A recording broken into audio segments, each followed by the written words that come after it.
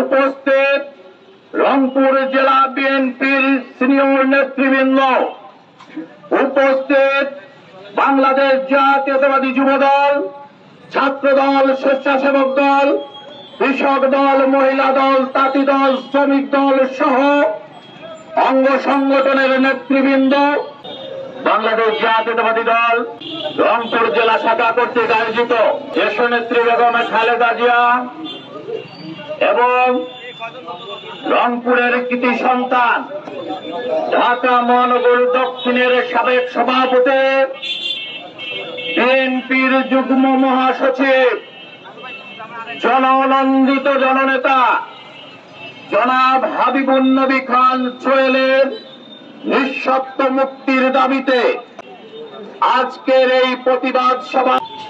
বন্ধুরা আমার, আজকে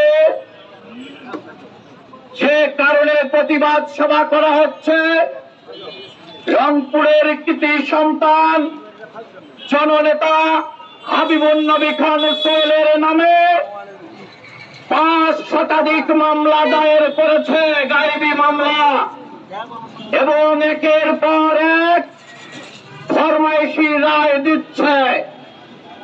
সেই রায়ের ফলশ্রুতিতে আজকে তিনি কারাগারে। আমরা তীব্র প্রতিবাদ জানাচ্ছি।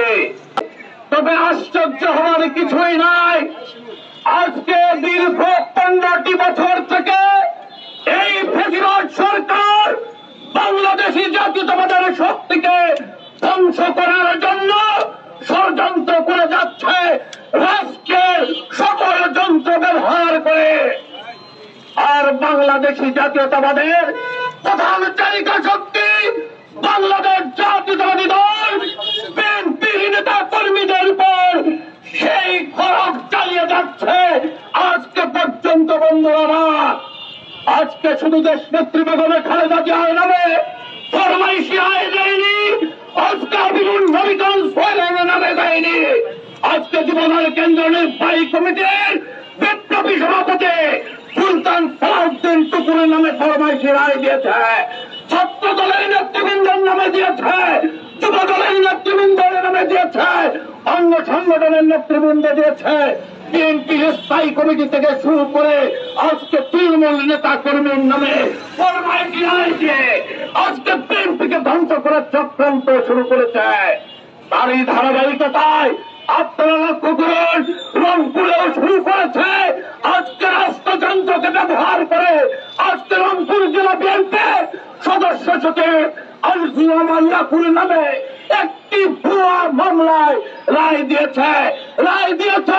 মহানগর বিএনপির সদস্য সচিব মাহফুজুর নবী খানের নামে রায় দিয়েছে।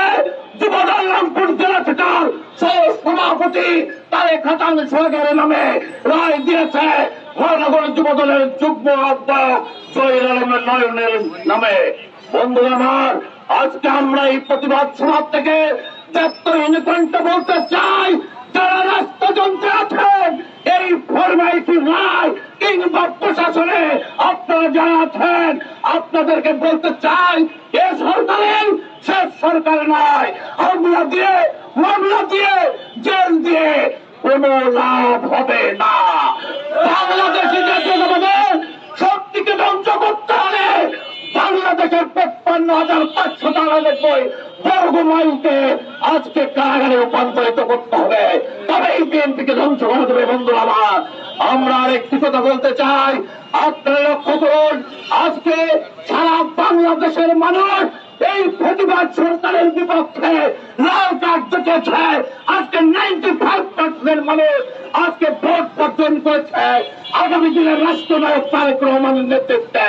তাই আমরা বলতে চাই, বিএনপিকে হামলা দিয়ে জেল নিয়ে কোন ধ্বংস করা যাবে না। আপনারা হুঁশিয়ার হয়ে যান। গণতান্ত্রিক আন্দোলন, চলমান আন্দোলন, একবার আন্দোলন চলছেই চলবে। এই প্রতিবাদ সরকারের পতন না হওয়া পর্যন্ত আন্দোলন চলছেই চলবে।